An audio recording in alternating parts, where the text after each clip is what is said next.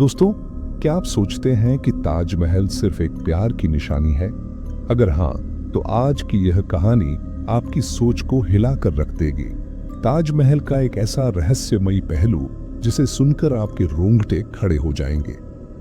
तहखानों की अंधेरी गहराइयों में छिपे वो खौफनाक राज जिन्हें जानने की हिम्मत आज तक किसी ने नहीं की।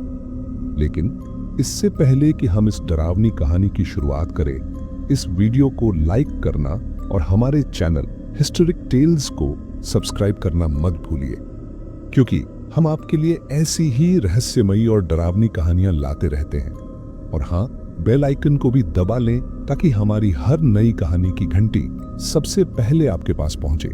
तो तैयार हो जाइए, क्योंकि यह सफर आपको सच्चाई और डर की उस दुनिया में ले जाने वाला है जहां से वापसी शायद ही मुमकिन हो। तो चलिए कहानी शुरू करते हैं। आगरा की पुरानी गलियों में एक कहानी सुनाई जाती है जो दिल को दहला देती है। कहते हैं कि ताजमहल, जो प्यार की निशानी है, उसके नीचे एक ऐसा रहस्य छुपा है जिसे जानने की हिम्मत आज तक किसी ने नहीं की। राहुल और उसकी दोस्त रूही एक YouTube चैनल चलाते थे जहां वे रहस्यमयी जगहों के बारे में बताते थे। उन्होंने ताजमहल के बारे में सुना था कि रात के समय वहां अजीब अजीब आवाजें आती हैं।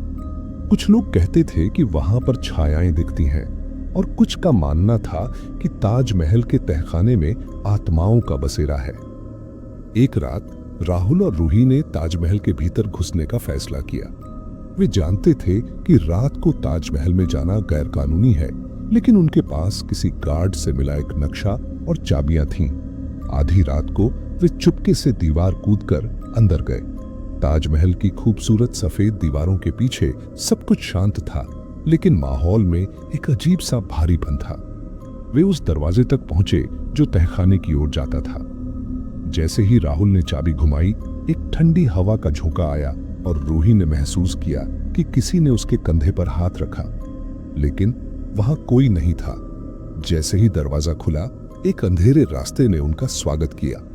उनके टॉर्च की रोशनी में दीवारों पर अजीब अजीब निशान और उर्दू में लिखी कुछ इबारतें थीं जिन्हें वे पढ़ नहीं सके।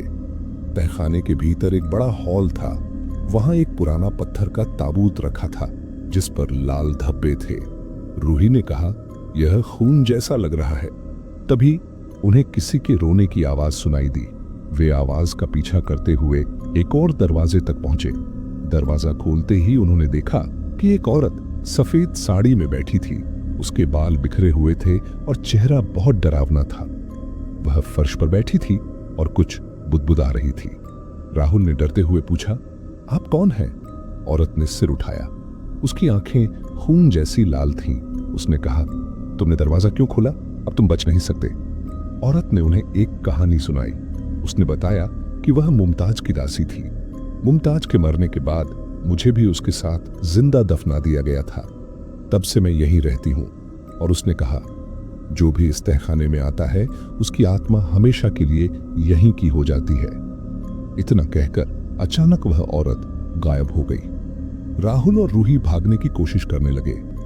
जैसे ही वे दरवाजे के करीब पहुंचे, वह दरवाजा खुद ब खुद बंद हो गया। दीवारों से खून टपकने लगा और रोशनी बंद हो गई। राहुल ने रूही का हाथ पकड़ा, लेकिन वह चीख पड़ी। उसने देखा कि राहुल के चेहरे पर वही खून जैसी लाल आंखें उभर आई थी। तभी एक जोरदार हंसी गूंजी। यह हंसी न तो राहुल की थी न रूही की। वह औरत फिर प्रकट हुई और बोली, अब तुम दोनों हमारे साथ यहीं रहोगे। सुबह गार्ड ने देखा कि ताजमहल के पास 2 शव पड़े थे। उनके चेहरे डर से सिहरे हुए थे और आंखें खुली हुई थीं, मानो उन दोनों ने कुछ ऐसा देखा हो जिसे कोई सहन नहीं कर सकता। कहते हैं कि अगर कोई रात को ताजमहल के तहखाने में जाए तो उसकी आत्मा हमेशा के लिए वहां कैद हो जाती है। राहुल और रूही की कहानी आज भी ताजमहल के आसपास के गांवों में फुसफुसाहटों में सुनी जाती है। क्या आप ताजमहल को सिर्फ प्यार का प्रतीक मानते हैं, या इसके पीछे छिपा है कुछ और? यह फैसला आपका है, लेकिन अगली बार वहां जाने से पहले सोचिएगा कि आप किसके साथ यह सफर कर रहे हैं।